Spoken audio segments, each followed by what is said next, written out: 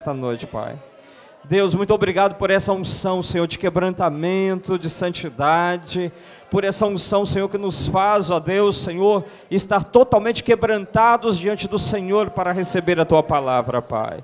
Deus, que verdadeiramente nós estejamos, Senhor, agora, Senhor, com as mãos estendidas diante do Teu trono, e que o Senhor possa estender o Teu cetro, Senhor, sobre nós agora, Pai, para que nós possamos achar graça na Tua presença, entrar em Tua presença agora, Pai, como noiva do Senhor, ó Deus. Pai, usa agora, Senhor, os pastores que nos ministrarão, ó Deus, pastora Ângela, pastor Paulo, abençoa a vida, Senhor, daquele que nos trará a Tua palavra agora nesta noite, Pai. Senhor, que a unção, Senhor, possa, Senhor, estar, ó Deus, sobre a vida de Teus filhos, Pai, e que eles possam, Senhor, transmitir debaixo dessa unção que está nesse lugar, ó Deus. Abençoa, Senhor, os nossos corações agora, Pai, e que nós possamos estar quebrantados diante do Senhor para receber essa palavra, Pai. Nós oramos, Senhor, abençoando os Teus filhos no nome de Jesus. Amém, Senhor. Amém. Deus abençoe vocês. Continuem na unção do Senhor, ministrando em nome de Jesus muitas centenas de coreografias com muitos frutos em nome de Jesus. Amém. Amém. Acho que vou subir por aqui mesmo.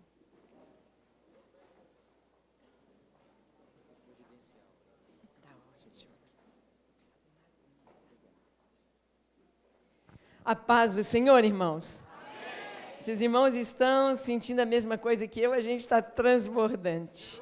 A gente está alimentado, estamos felizes, a presença do Senhor é tão real, é tão maravilhosa, enche e transborda os nossos corações. Nosso Deus é um Deus fiel. Eu gostaria que você abrisse a palavra de Deus no livro do profeta Joel, no capítulo 2. Joel, capítulo 2. E nós vamos ler somente o versículo 23.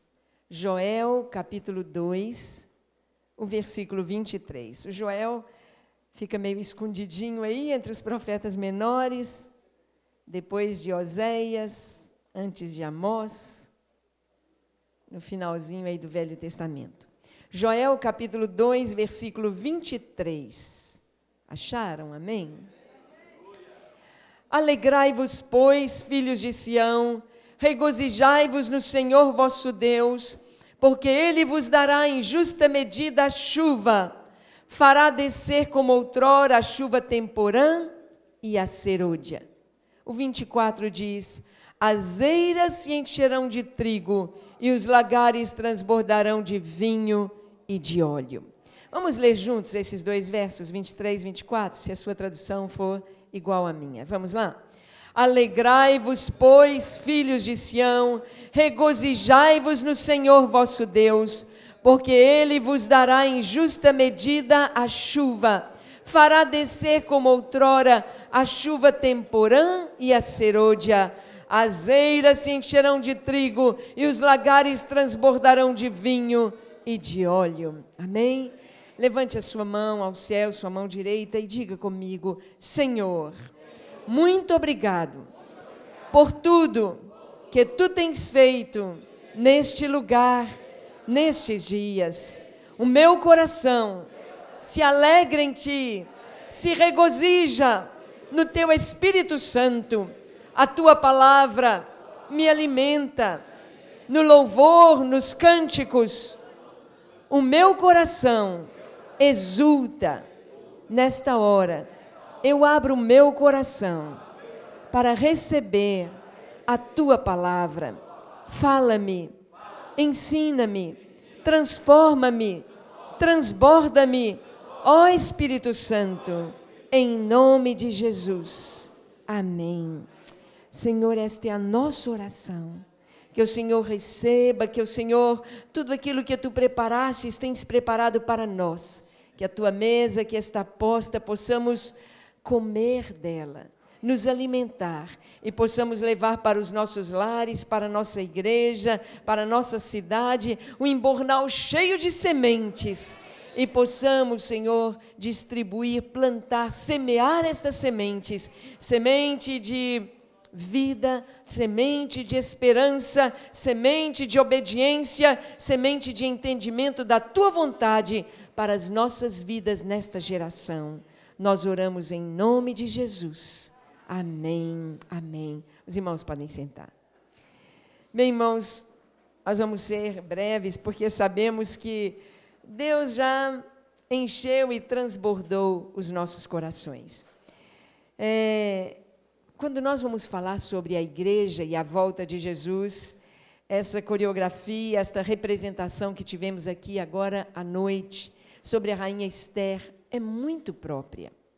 Esther, apesar de ser muito bonita, ter ganho no concurso de beleza entre as virgens da cidadela de Suzã, Esther passou por um preparo de 6 meses com perfumes, com óleos, para que ela ficasse com a pele bem delicada, perfumada, para que Esther estivesse pronta para ser rainha. Ela foi preparada. E sabemos que na história de Esther, ela podia escolher, na hora de se apresentar ao rei, ela podia escolher os vestidos, os colares, os diademas que ela quisesse. Com as pedras preciosas mais lindas, a maior riqueza seria como as outras moças faziam. O seu dote, o seu quinhão e as roupas do dia do seu casamento ou do dia da sua apresentação ao rei lhe pertenceriam. Mas ela não conhecia o coração do rei.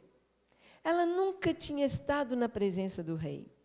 Ela não sabia qual era o gosto do rei. Mas o eunuco, Hegai, que cuidava daquelas virgens, ele conhecia o coração do rei.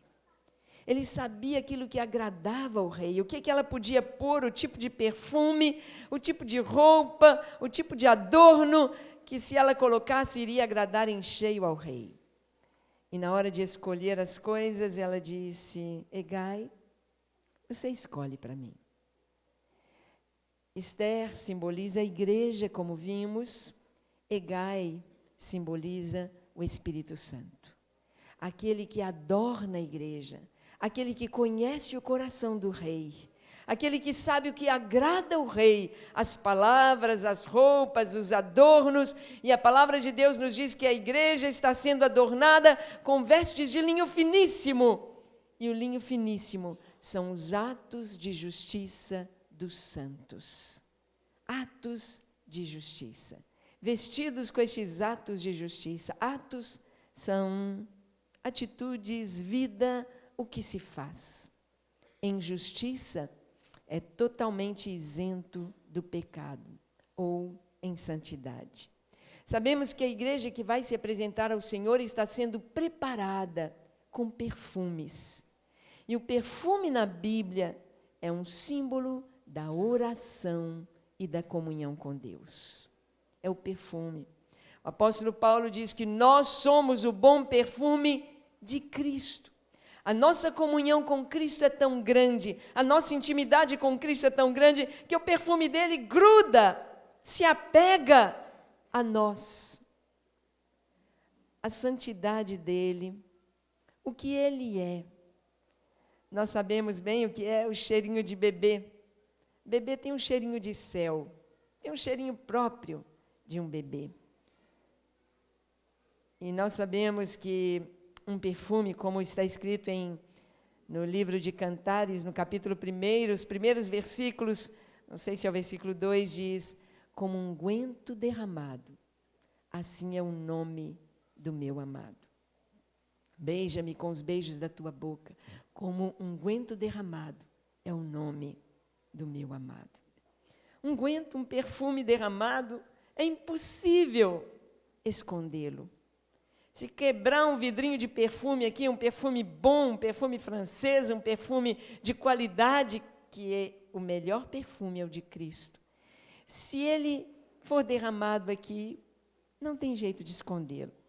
Se você pegar um pano para limpá-lo, o pano vai ficar impregnado do perfume.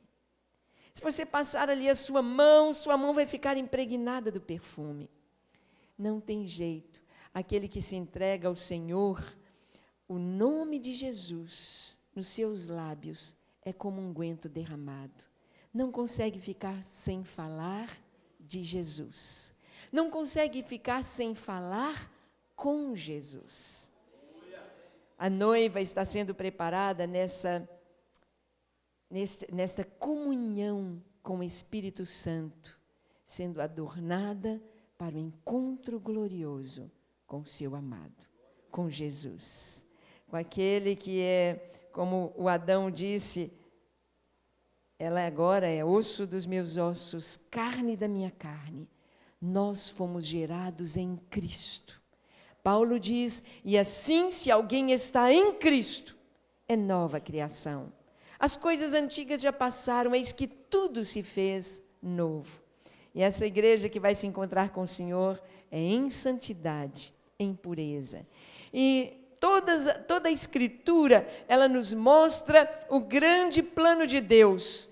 Desde antes da fundação do mundo, nós fazemos parte deste plano, nesses momentos finais da história da humanidade, os momentos que precedem a grande tribulação, os momentos que precedem o milênio, o estabelecimento do milênio, os momentos que antecedem a vinda do Senhor para reinar, é um momento para a igreja, o momento do arrebatamento da igreja.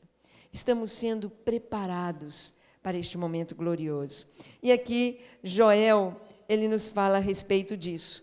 Ele fala muitas coisas lindas, mas queremos ficar com o que está no verso 23. Alegrai-vos, filhos de Sião. Vamos dizer essa palavra? Alegrai-vos. Outra vez. Alegrai-vos. Diga para o seu irmão, fique alegre. Jesus está voltando. Alegrai-vos, ó filhos de Sião. Interessante que Sião na Bíblia tem a conotação de um monte da adoração. Eu vou precisar que chegue um pouquinho para trás, senão eu não vejo. Tá? Por favor. Alegrai-vos, filhos de Sião, ou seja, filhos da adoração. Alegrai-vos porque, Joel diz aí no verso 23, regozijai-vos no Senhor vosso Deus, porque Ele vos dará em justa medida a chuva. Fará descer como outrora a chuva temporã e a serôdia. Sabemos que avivamento na Bíblia é simbolizado pela chuva. A chuva é símbolo de vida, de renovo sobre a terra. É a chuva. Sem a chuva, a seca traz a morte. Foram 7 anos sem chuva no Egito, que veio aquela seca tão forte, a fome sobre a terra. Um lugar que fica sem chover, as plantas morrem, os animais emagrecem e a vida desaparece. A palavra de Deus é comparada com o ciclo da chuva.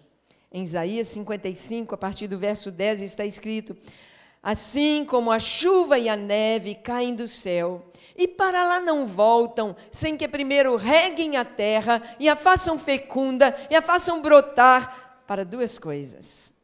Todas as vezes que a palavra de Deus é aberta e é lida, ela produz estas 2 coisas. Primeiro, para que dê pão ao que come. Vamos dizer, pão ao que come. Nós nos alimentamos da palavra. Precisamos dela para viver. Jesus disse, nem só de pão viverá o homem, mas de toda palavra que procede da boca de Deus, disso viverá o homem.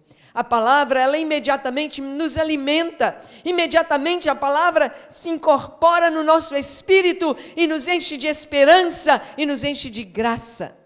A palavra é para dar pão para o que come e semente para o semeador.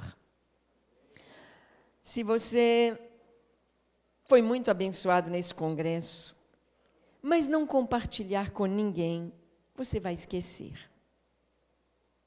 Você alimentou, mas é preciso você pegar as sementes e plantar.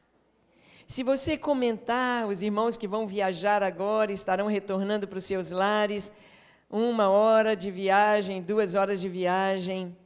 Se você for comentando o que Deus deu a você, você nunca mais vai esquecer. Porque você semeou, e o que você semeia produz e se perpetua.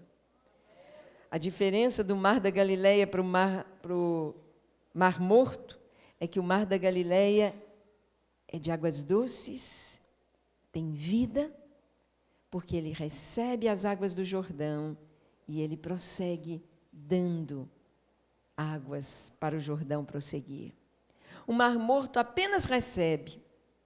Então ele vai acumulando, acumulando, e ali há minas de sal, e a densidade do sal é tão grande que não tem um peixinho, não tem uma plantinha, uma florzinha às margens do Mar Morto, porque ele só recebe. Se você só receber e quiser só receber, morre. Mas quando nós recebemos e damos, nós nos alimentamos e plantamos. Você, pastor, você, líder, você que veio representando a sua igreja, foi Deus quem te trouxe a esse congresso. Não para você apenas se alimentar e dizer, foi uma bênção. Alguém te pergunta, como é que foi o congresso? Ah, foi uma bênção.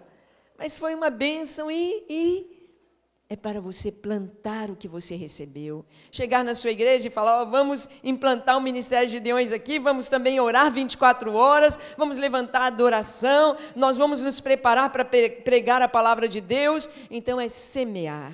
Chuva. Chuva simboliza o avivamento e a chuva simboliza a atuação do Espírito Santo no mundo espiritual. A atuação do Espírito Santo. Avivamento não existe sem o Espírito Santo atuar.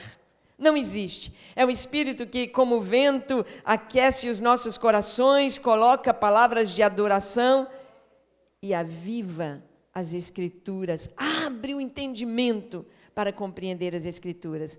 E aqui, voltando ao texto, a promessa do Senhor para os últimos dias.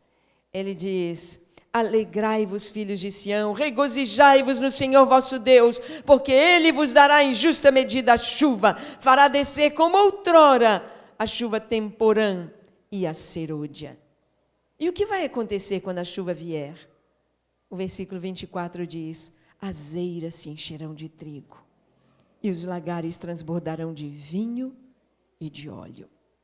O trigo na Bíblia,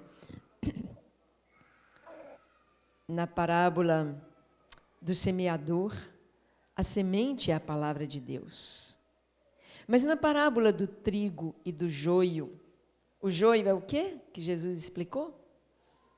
O joio que foi semeado no campo são os filhos do diabo. E o trigo são os filhos de Deus. Diga para o seu irmão, você é trigo. Você é filho de Deus, você é trigo. As eiras se encherão de trigo. Nunca tivemos colheitas tão fartas no Evangelho como nos nossos dias. Mas o que a palavra de Deus nos promete é algo muito maior. Nós temos de nos preparar a igreja para este momento que será de um grande avivamento que virá sobre a terra. É o último. Mas será um grande avivamento, está profetizado aqui em Joel. O Senhor mandará a chuva serôdia, a temporã e a serôdia. A temporã, nós já dissemos aqui, ela caiu há 2000 anos atrás, em Atos capítulo 2, naquele cenáculo em Jerusalém, quando eles ficaram 10 dias orando dia e noite, obedecendo a ordem de Jesus de orar sem cessar. Começaram 500 orando. Terminaram com 120, mas não pararam de orar. Não pararam de orar até receber. E eles estavam reunidos ali naquele cenáculo, quando ouviram o som de um vento, como de um vento impetuoso. Não entrou um vento, eles ouviram o som. E apareceu sobre eles, repartidas sobre a cabeça de cada um. Se tivesse 500, estaria sobre a cabeça dos 500. Se fossem 1000, estaria sobre a cabeça dos 1000. Se fossem 5, estaria sobre a cabeça dos 5. O que o Senhor quer nos dizer é que aquele que persevera tem uma bênção da perseverança que os outros que desistem perdem. Perseverar. Você que é Gideão, persevere até que você veja o Senhor cumprindo, trazendo essa chuva final de avivamento sobre a terra. A primeira chuva é a chuva temporã. A temporã é aquela que cai sobre a terra recém-semeada. Quando os agricultores semeiam a terra, cai a primeira chuva e ela faz brotar a semente e frutificar.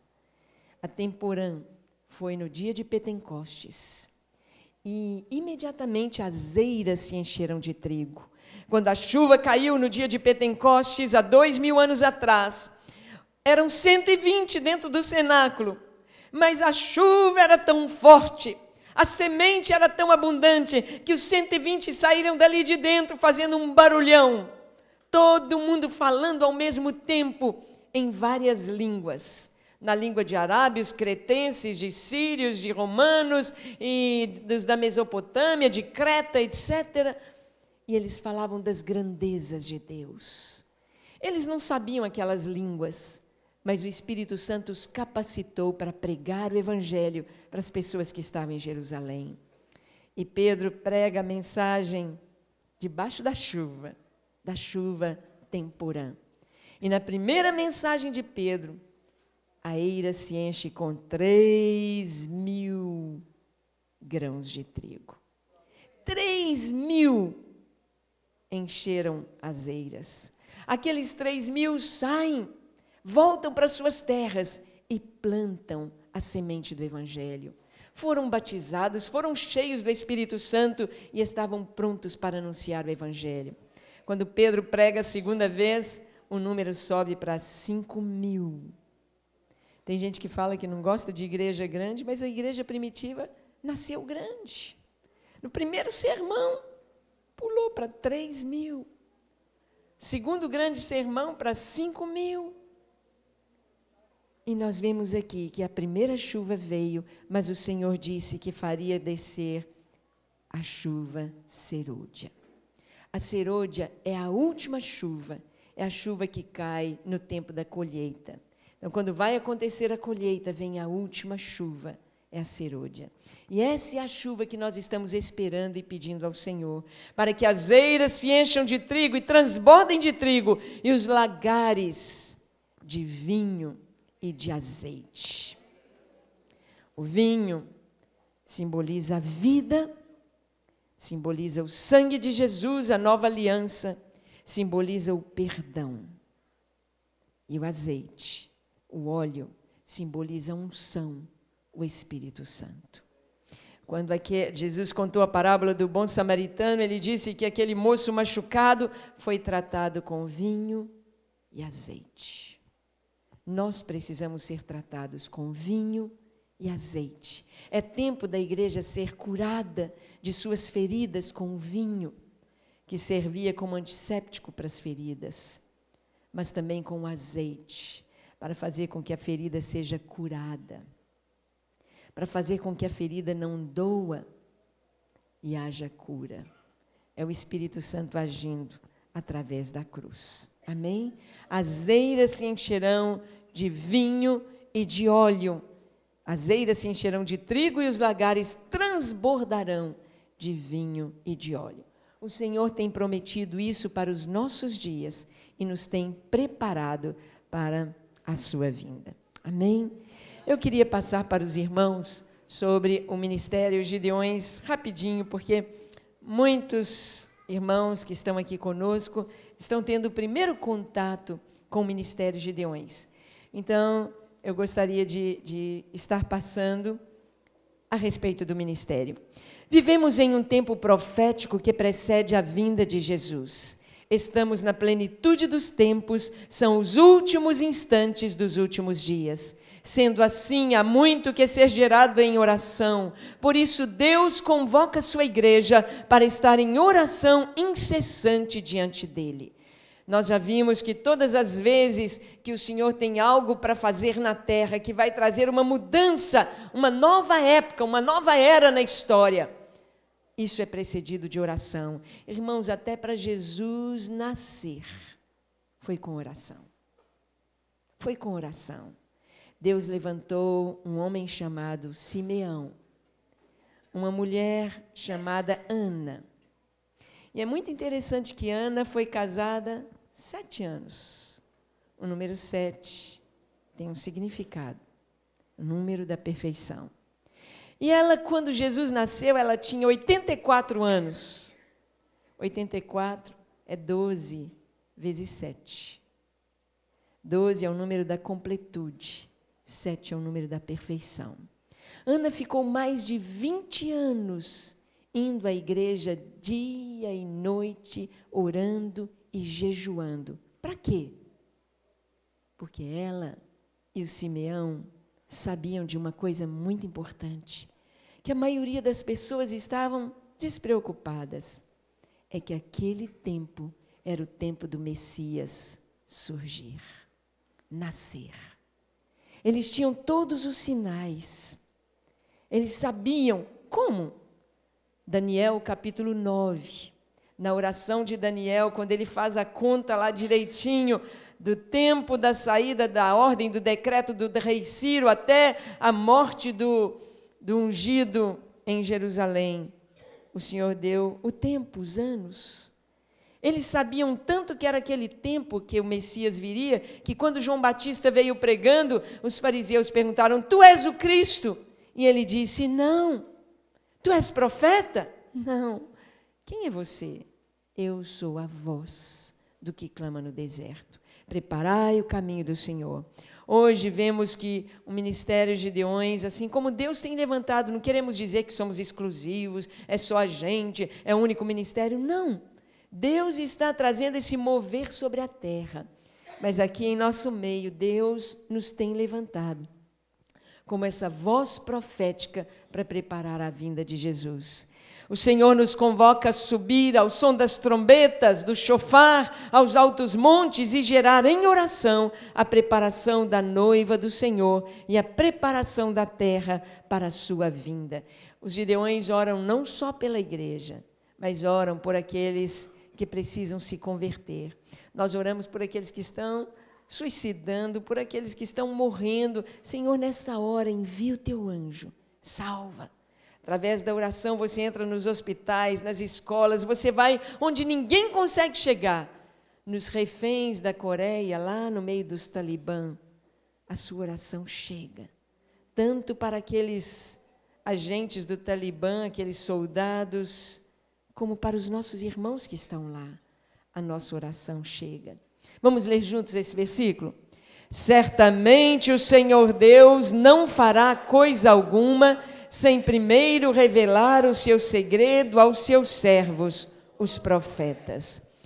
Quem aqui é profeta? O profeta é aquele que traz a palavra de Deus ao povo, uma palavra que vai exortar, edificar ou consolar. Nós somos os profetas desse tempo, trazendo a palavra do Senhor, e Ele fala aos seus profetas, Ele traz, olha, eu quero oração 24 horas. O Paulo nem imaginava quando deixou a medicina, quando nos entregamos em tempo integral para o Senhor, o que Deus iria fazer. Ele disse: Senhor, o Senhor não me tirou da medicina para eu ficar fazendo só isso que eu estou fazendo aqui. Mas eu tenho certeza que tu tens um projeto. E Deus, então, deu todo o plano da oração 24 horas, da adoração 24 horas e também para pregarmos 24 horas a palavra de Deus. Deus revela, Deus traz. Elias orou quando Deus queria fazer chover. Daniel orou ao ler os escritos do profeta Jeremias, perceber que já se haviam cumpridos os 70 anos de cativeiro. João Batista foi a voz do que clama no deserto, preparando o caminho do Senhor. Então, a oração, nós geramos em oração o que Deus quer trazer à terra. Foi o que aconteceu com Elias, com Daniel e com os homens de oração.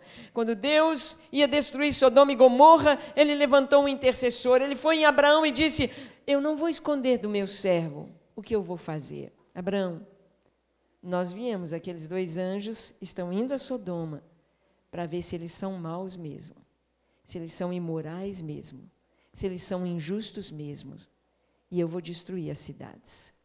E Abraão então intercede: Senhor, se tivesse 50 justos, o Senhor diz: por 50 eu não destruo. 45, 40, 30, 20, 10. Ele parou em 10 exatamente porque ele pensou: Ló Ló não é muito bom para pregar o evangelho, mas pelo menos a casa dele, a família dele, deve ter se convertido. E ele contou 10. Ló, a esposa, 2. As 2 filhas, 4. As filhas estavam noivas. Seus genros deviam ser crentes, 6. O Ló